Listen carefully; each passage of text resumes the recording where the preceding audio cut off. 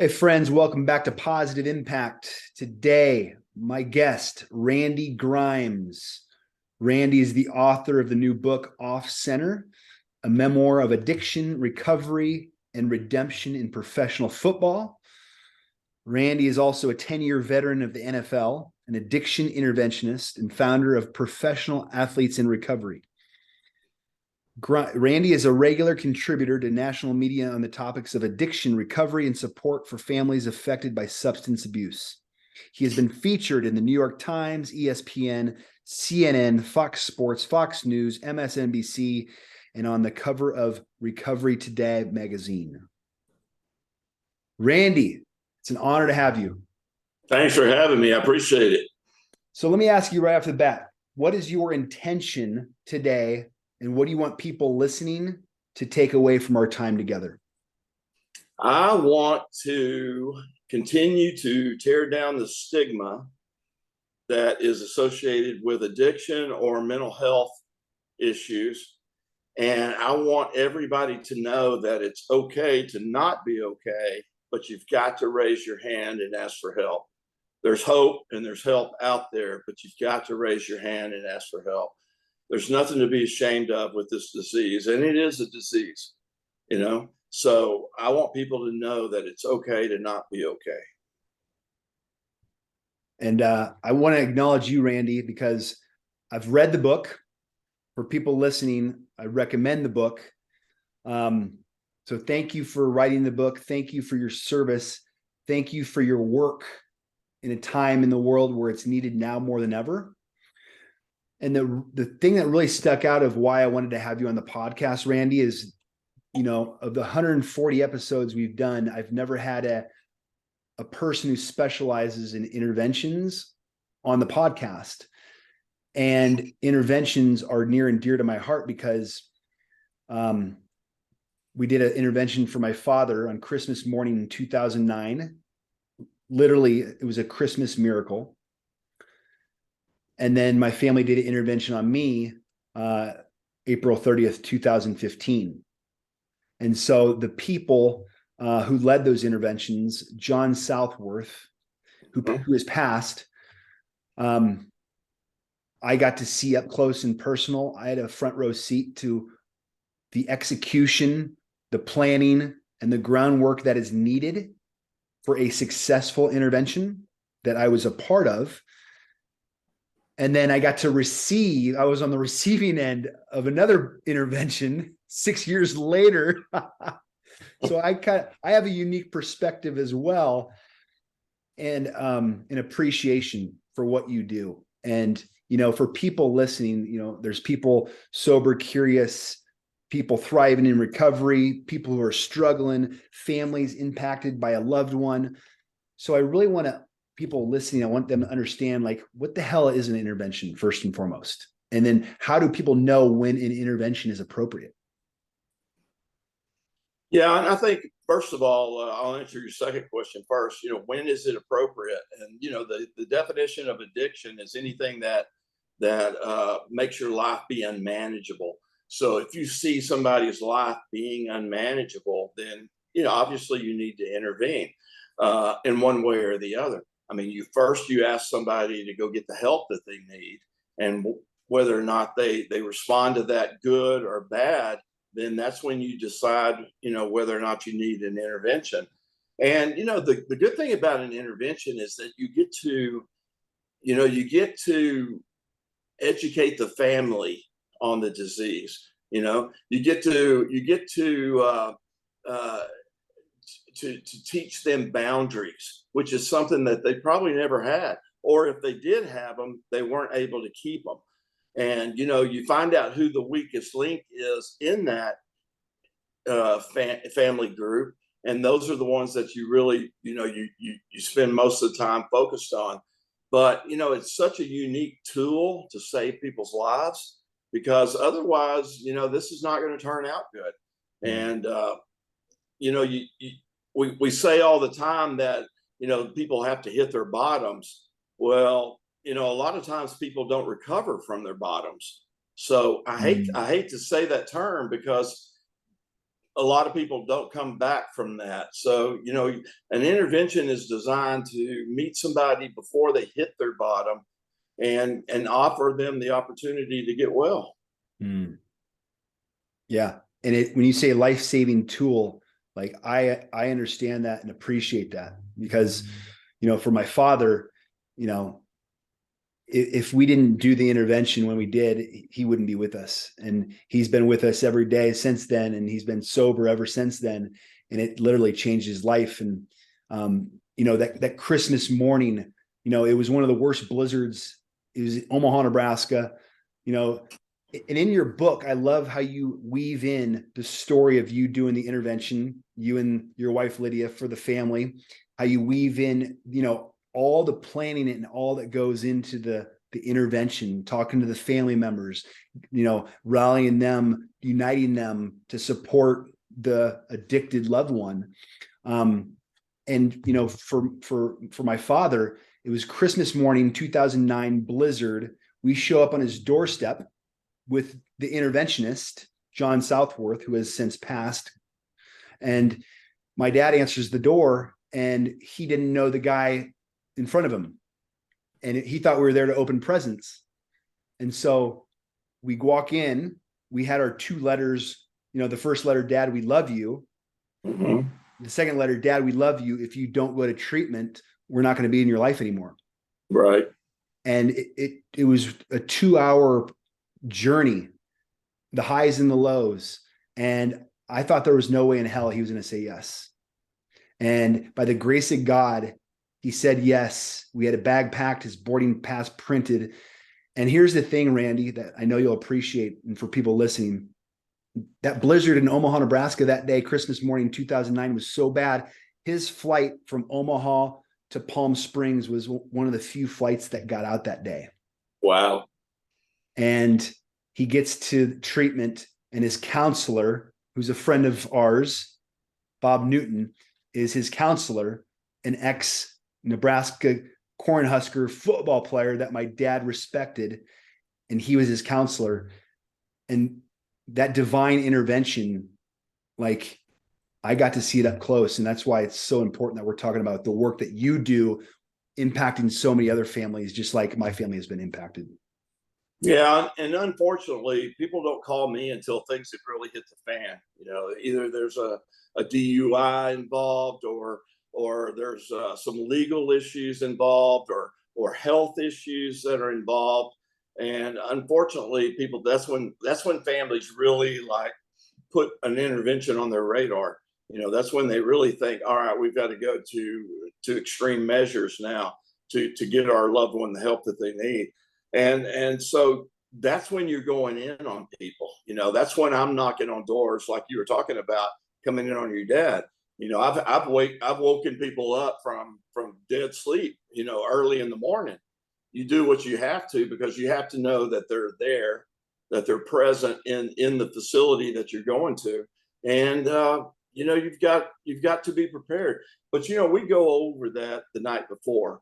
I have a family meeting. We go over everything that could possibly happen. I prepare the family for anything, for any comment that might be made or any action that might be taken, from saying that I can't go to treatment because I've got to take care of my dog, all the way to, I've got to go outside and smoke. Everything that comes up during an intervention, I prepare the family for, and they're ready for it when it happens. So, nothing is a surprise. Nothing is shocking to the family. And that's what you have to do. You have to prepare them for everything, because they've absolutely been to hell and back with that addict. And the story that you reference in the book, bringing the family members, who have been negatively impacted and hurt by the loved one who is in their disease, the sick person that they love. And I can't imagine how challenging that's got to be for bringing all those family members together to unite for one purpose, to help that one person who's burned a lot of the bridges of those loved ones. Yeah, and that's what I was talking about, finding the weak link, because the addict will seek out the weakest link, and that's the one that they're going to prey on. And that's the one that's going to cause the most problems and destroy everything that you're trying to accomplish that day. So that's the one you really have to pay extra attention to, or maybe not even involve them at all. Maybe not let them be a part of it. So there's a lot of work there's a lot of pre-planning that goes into an intervention. I mean, you don't just show up one day and say, hey, go to treatment. You've got to get the family ready and prepared for anything that might happen. And then you've got to be able to, I always say that I'm not the one that gets them to say yes or no. I'm just the moderator. I'm the one that keeps it from getting out of control, because we addicts, and I say we because I'm one of them, we like to cause chaos, and we like to change the narrative to an argument.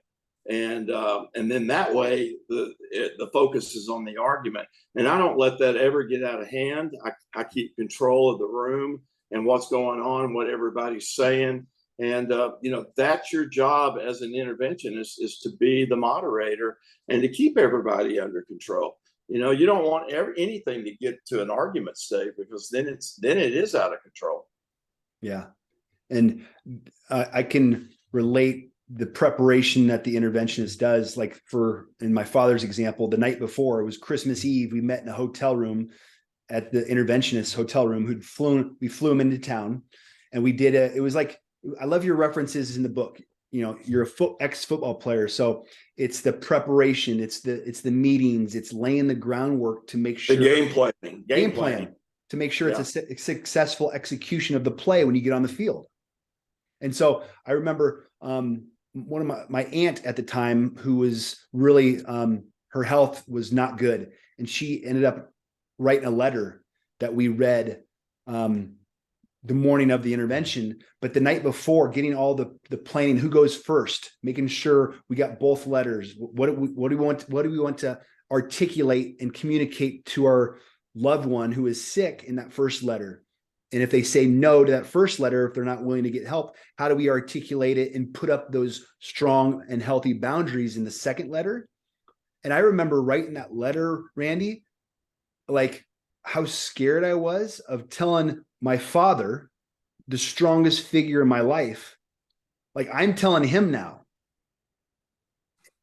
if you don't get help and get treatment and go to the treatment facility, I will not be in your life.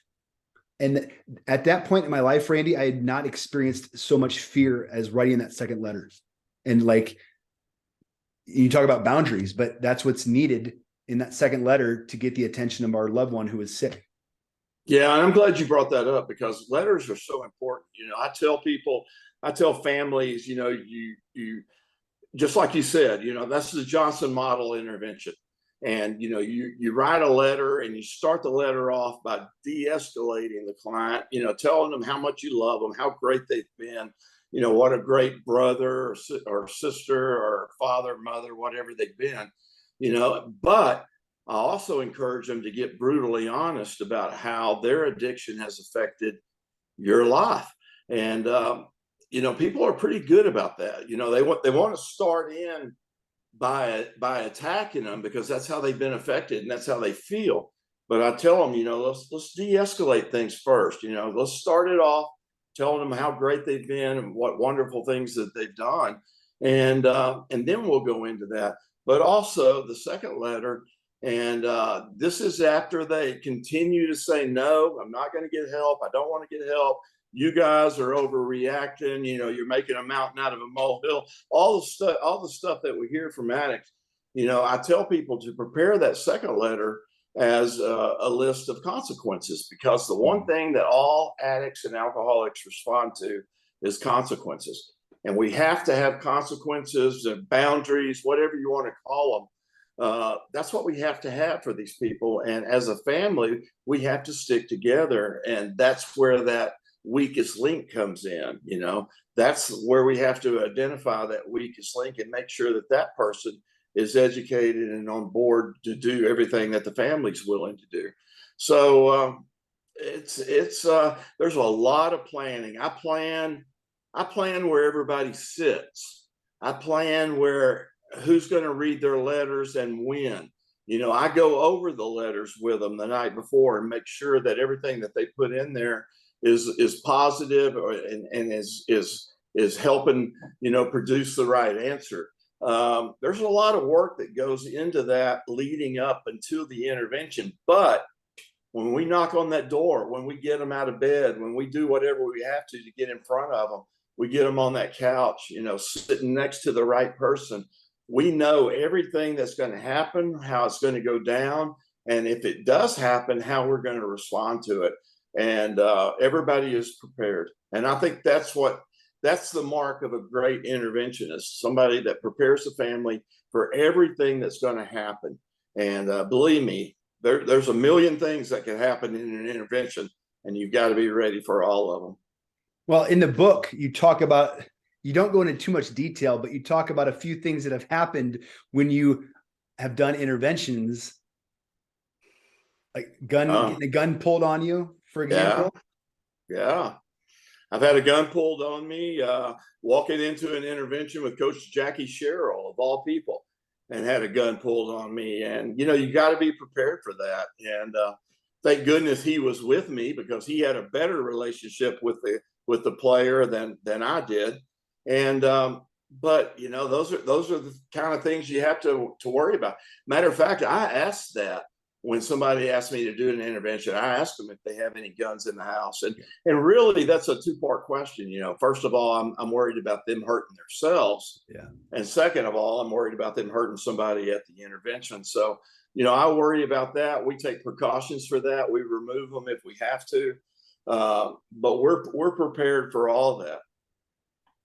And also, I know you work closely with the treatment centers in Florida.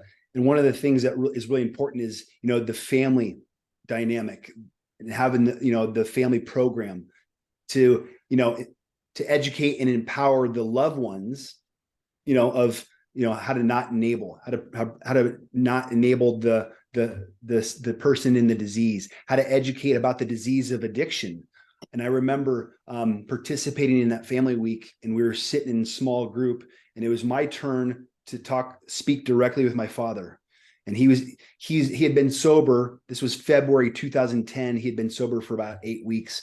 And I remember, Randy, waking up that morning, that same amount of fear that I had while doing the intervention and writing that second letter, I had just as much fear knowing I was going to speak to my dad in a small group, him in front of me. I was going to tell him the impact and consequences of his drinking on my life for the first time. And at that point, I was 33 years old. And the fear of addressing that family member in a safe environment, but that the family program and getting those same family members who were included in the intervention, continuing to educate them on the disease and how they can put up strong and healthy boundaries and learn how to protect themselves as well. Yeah, and that's the most important part to me, is educating the families, because once you get them on board, once you educate them, then you've got it. They know how to react. They know what to do, how to handle somebody, especially when they come home from treatment. Because I know as a former addict, somebody who was in recovery, somebody who was in treatment, I thought I was going to go off to treatment, and then I was going to come home and ride in like a knight on a white horse, and everything was going to be saved. They were going to be so proud of me, blah, blah, blah. When really, I was the one that went off and got therapy, and they stayed at home and got no therapy other than, whatever Celebrate Recovery they went to, or whatever therapist they maybe went to for an hour a week. And here I was off in treatment, getting all kinds of treatment all day long. So, I have to prepare families for what's going to happen after the fact. And treatment centers that involve the family, that's the most important part to me. That's the most appropriate facility, because they're the ones that are keeping the family up to date on what's going on while they're in treatment, preparing them for when they get home, and preparing them for how they should act after the loved one gets home. And that's the most important part, to me. Hey, you know what? You can go off to treatment, and it's easy to stay sober those 30 days that you're in there. But when that door hits you in the rear end, hits you in the ass, that's when it gets tough. And that's when you don't want to feel like, I tell families all the time that you're not responsible for your loved one's recovery. But then again, you are responsible for the boundaries that you set, and you have to hold them accountable to that. And that's the most important part, is being accountable. And Randy, that's a great point. Can you give some examples of for people listening, how they can, like an example of some boundaries that they can put in place and enforce with their loved one? Well, I think it's important to know what they do on a daily basis. Short of just being completely irrational or whatever, I think it's important that you know what somebody's doing on a daily basis, who they're seeing. Are they working? If they're not working, are they at home being productive in some way? Are they going to meetings? Without making them go to meetings, because, like I said, you're not responsible for their recovery, but are they going to meetings? Do they have a sponsor? Are they being accountable to somebody every day? And, for me, I went to several detoxes and came back home and just picked up the same old routine that I always did. But the last time that I went to treatment in 2009, the difference was, after that treatment, I stayed accountable every day, not only to my sponsor, but to the people that I was with in treatment. It was important that I let as many people know that I was going through what I was going through as I could. And I recovered out loud. And, it was important that I stay accountable. And being the athlete that I am, I thrived on that accountability, and I wanted to please people. I wanted to succeed. I wanted to be the best that I could at whatever I was doing. And that just happened to be recovery. And, that's why 2009, September 22nd, 2009 was my last time. And I love in the book, Randy, you thread in your own journey all the way from, growing up to playing in the NFL, through your downward spiral of addiction. And the end is you literally crawling on your hands and knees into that treatment center that you just referenced. But like, for people listening, like, why did you get it then in 2009? Like, what clicked then before, and why did all the other times? Because there was many times when your family tried to get you the help and support to get sober. Why in 2009? What changed? I don't know. I think it was the perfect storm. Was coming together in spring and summer of 2009. I had a very good friend that I played next to in Tampa Bay. His name was Tom McHale. He played right guard right next to me for many years. And, he was doing the exact same thing I was doing. That was self-medicating his injuries he got while he played with the Bucks. And one morning he just didn't wake up. And that really got my attention. The fact that my daughter wouldn't let me come around my first grandchild because I wasn't fit to be around her new baby, that really got my attention. The fact that my wife left me because she couldn't sit by and watch me kill myself any longer, that got my attention. The fact that I was having seizures every day as a result of withdrawal from the benzodiazepines that I was on, not just opiates, but benzodiazepines. And that got my attention. The ambulance rides, and then the fact that I was sleeping in a abandoned house with no utilities, that got my attention. I can remember laying in the floor of that abandoned house and thinking, I was a college All-American. I was a second round draft pick of the Tampa Bay Buccaneers. I was a NFL Man of the Year 1988 for the Bucks. I was all pro. And here I am sleeping in the floor of an abandoned house with no utilities, no car, no money, no job. And I can remember having those thoughts. And that was my rock bottom. And that's when I finally put my hand up and asked for help. And, my wife was so tired of hearing the I'm sorry's or she's crazy, she's making a mountain out of a molehill and all that, all that. She was so tired of that. but she was willing to make one more call for me. And that's when she called the NFL office in New York on Park Avenue. And that's how I got on an airplane that night, September 22nd, 2009. And it's a great reminder, Randy, that addiction does not discriminate. Like what you just said, like all American, like that's the American dream. Like you got to play a game that you love in the NFL for 10 years, make really good money, be acknowledged for your work and your talents. And here you are living in an abandoned house. Like this addiction does not discriminate. People from all walks of life that get afflicted by addiction. And it's a great reminder for people listening.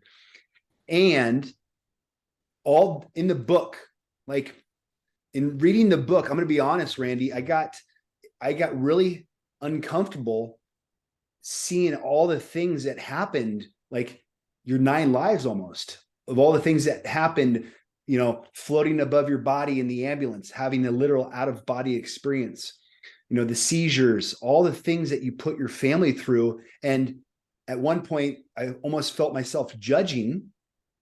And then I remembered, whoa, he's not a bad person trying to get good. He's a sick person trying to get well, just like I was in my downward spiral of my addiction in 2012, 13, and 14, and all the people that I hurt. And it was interesting for me in the emotions that I felt reading through your book, reading through your story and your journey. Well, and I always say addiction is the great equalizer. You know, it brings us all to the same place, whether, you know, Park Avenue to Park Bench, what they say, you know.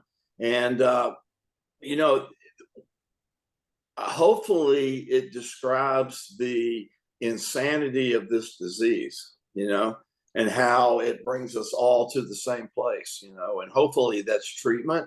But it's also promised that, you know, it's going to bring us either to jail or hospital bed or to death, you know. And those three things are possible. I see it every day. Unfortunately, I've buried many friends as a result of this disease, and I'll probably bury many more. But hopefully, you know, as long as I keep recovering out loud and telling as many people as I can about my story, then you know, it'll offer people more hope and an opportunity to raise their hand and ask for help, because you don't have to live like this. You know, you can survive this. You can get over this, and or I say over it. You can at least maintain it every day and stay sober. I like to say not just survive, but thrive. Thrive. That's right. And I think it's so appropriate, Randy, to have you on today because, you know, over the last 2.5, 3 years with COVID, you know, the isolation and the disconnection and the loneliness, like that's the real epidemic. And so I've been I've been to more funerals and celebrations of life the last 3 years than my first 4 years of recovery. And so the self-medication, the mental health challenges, the suicidal ideation, the drugs, the alcohol, pornography. And so it's so appropriate that we're having this conversation now, especially every time we open the news, the 24-hour news cycle, there's another ex-athlete, ex-child star, ex-pop star, celebrity dying way too young. Leading cause of death for people 18 to 45 is overdose, you know. And right now it's just it's an epidemic proportion. We're losing an entire generation of people right before our eyes, you know, and we can't stop it. You know, so the more that we educate people, the more that we, like I said, recover out loud, then the easier it is to put up your hand and ask for help. But you know, I've buried so many people lately. I can remember being the captain of the Tampa Bay Buccaneers. Okay, for eight of the 10 years that I was out there, I was the captain of the Bucs. So I would go out at midfield and do the coin toss before every game. And standing out there at the middle of that field and looking around at what 80, 90, 100,000 people looks like. And we used to sell out every week. I mean, we weren't a great team, but it was a great place to come and drink beer and take your shirt off and watch football. Okay. Tampa Stadium was. And I can remember looking at what that many people looks like. And, that's only a fraction of how many people die every year as a result of this disease, of overdoses. And, we have got to do something.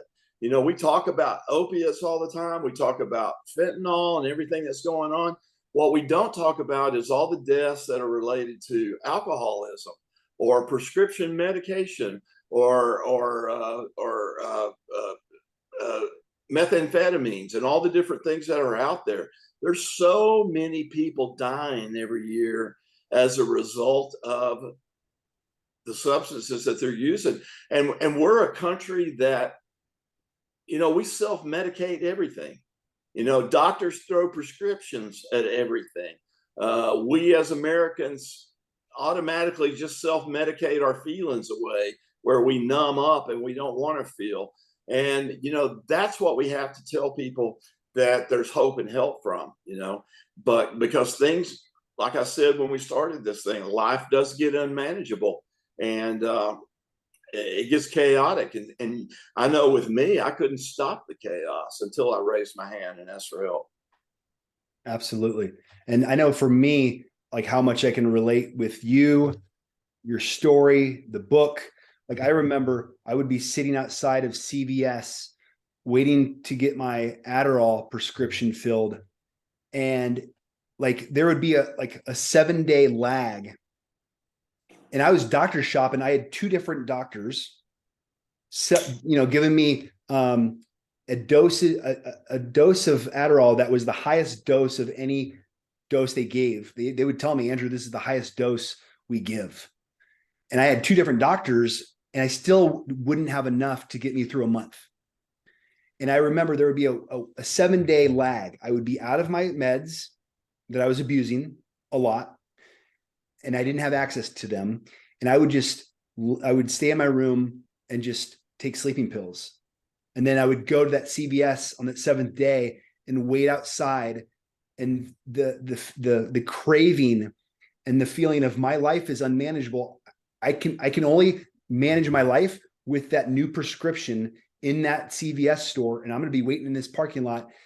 Like, I don't wish that upon anybody, that pain and suffering and that just unmanageability. And thank God my family ended up doing an intervention in 2015. And Randy, I'm going to admit, if my dad wouldn't have said yes to going to treatment in 2009, there's no way I would have said yes in 2015. And his courage to say yes and change the generational dynamic of our family inspired me to say yes 6 years later.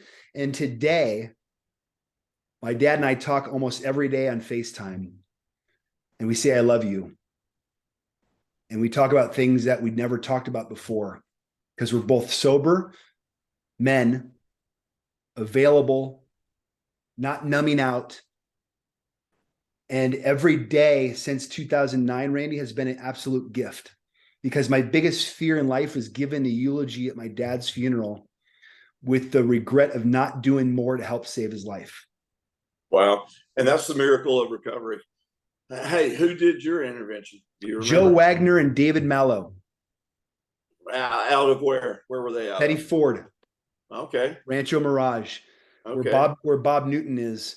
Yeah, yeah. And I know John Southworth. I know everything that he's about and everything that he accomplished. So that's awesome that he was involved in your dad's. But I think it's important. Of the who you choose to do the intervention. I don't think that just anybody connects with just anybody. And I know it's hard to pick that person, but you just kind of have to have a gut feeling when you talk to them, and before you commit to somebody, just kind of pick their brain and figure out where they're from, what their journey's been, and how successful have they been. And I think that's real important. And I think you picked a couple of very good ones. and I got to experience both ends, as the supporting family member who's organizing the groundwork and planning for the intervention. Mm-hmm. And then 6 years later on the receiving Yeah. end. Walking into that room full of Oh people, full of strangers, and gosh. yeah, yeah. And you knew right away what it was, Oh right? yeah. I knew better than anybody because I was the one in the other chair. What was your first reaction? To go back to your room or Uh, what? I was trying to come up with any excuse possible of how I could get out of it. Mm-hmm. I had no money. I had, I got evicted from my apartment. I was living in a hotel room that my mom came into town in San Diego in La Costa. I was staying in her hotel room because I had nowhere else to sleep because I had just been evicted. I had no money in my account. And I remember the two guys who did the intervention, they pulled me aside away from my family. And we sat on the back of a pickup truck. We walked outside and the guy handed me his. Why did you go outside? Were you refusing to go, or do you need to smoke, or what? Both. Okay. And Joe pulled me aside, Joe Wagner, who's still a dear friend today. We keep in touch. And he said, let's go outside. Let's sit on the back of my truck. And it wasn't a cigarette. It was a vape. He handed me his vape and I was vaping with him. It was 1 o'clock in the morning. And here's what was different this time, Randy. 1 o'clock. What time did y'all start? It started at 11. Oh, yeah. I know it was a nightmare. But it was one alcoholic and addict talking to another, and he talked to me, Randy, man to man, and he shared his story. He said, Andrew, I was in your shoes, same as you 10 years ago. This is where I was, and this is where I'm at now. These are the things that I've done to change my life around. And he talked to me man to man, not talked down to me, not better than, same level. And we just connected in that relatability away from family, just me and him talking. And I had that gift of desperation, Randy. And there was just something about him. And you just said it. Find somebody who you have a good connection and rapport with. My family picked a good one because I could relate to Joe and David, who was there to support him. And I said, yes. We got in his truck. It was me and my English bulldog. We laid down in the back of his truck, drove 2 hours from San Diego to Rancho Mirage. I remember he was listening to country music. I was sleeping in his back seat, and I knew my life was never going to be the same. And I was full. I had these emotions of fear, anxiety, relief, because the gig was finally up. And there was a part of me, Randy, that I was sick and tired of being sick and tired. And I had this peace that I had the willingness to listen, to live in a new way, to take in direction because my way wasn't working. Was there also a piece of pride for you that you made your family proud? Because that's the most important thing to us, that we make we want to please people. And absolutely. Yeah, we want to get our lives back, and we want to get things back on track, but we also want to make our families proud. 100%, especially because my dad, and I know in the book you talk about your special relationship with your dad. And so for me, my dad was he was at every game, every practice. He was my coach. He was my greatest teacher. And he and I had a dynamic relationship. I wanted to make him proud. He said yes. He got sober. How dare I not? Absolutely. There was a sense of pride in my relationship with my dad. Like I didn't imagine it would be what it is now. We love each other. We say, I love you. We're closer now, Randy, than we've ever been. And it's only possible because we both did an intervention helping support each other, and the love of family. And you write about it in the book. There's no greater force in the world than the love of family. Right. And that's what saved my life. The fact that they didn't give up on me, the fact that they developed some healthy, strong boundaries, that got my attention, but they never gave up on me, and that made all the difference in the world. And, I wrote the book to be a platform to heal my family. That was the whole intention behind the book, was to give my children an opportunity to share their experience, to give my wife, my mom, my brother, my sister, everybody had a platform in the book. And, I didn't really care if it sold a copy or not. I just wanted it to serve as a healing tool for my family. And, it accomplished that plus some. And I'm so grateful for, I'm grateful that I had the fortitude and the desire to do that and include them, because, man, that was awesome for my family. Yeah. And in the book, like the healing afterwards, how you end the book, like the best part of this whole conversation is this, in my opinion, is addiction is a family disease, and so is recovery. Exactly. That's the best way to put it right there. And so I really want to acknowledge your wife, Lydia, as well. She's the hero of my story for sure. She doesn't get enough credit, but she's definitely the hero of my story. Without her, I wouldn't be here right now. I actually, it's divine that you just said that, because in my notes to prepare, I said, special acknowledgement to Lydia, the real hero. Yeah. And to all our family members who helped support us and loved us and never gave up on us. Right. You're right. And that's so important, and I encourage families not to be that one that does give up. And so many times I hear of families that have stepped away. They just couldn't take it anymore. They've completely abandoned their loved one out there, when there's ways to do it in a healthy way, a way to do it to where we get that loved one's attention, and we make those boundaries mean something. Beautiful. So, Randy, I appreciate you, man. I acknowledge you. Thank you for your service. Thank you for writing the book. I know there's people listening in 95 countries. They're going to be curious. They're going to have questions. How do they contact you to take the next step? You can get in touch with me. If you can't find me, you're not looking very hard. I'm on all the social medias, but you can find me at Twitter and Instagram and everywhere else at Sober Center 60. You can find me at my website, which is proathletesinrecovery.org, randygrimespeaks.com, or go to my book website, which is offcenterthebook.com. And you can find me, and I'm always here to help people. I'm available.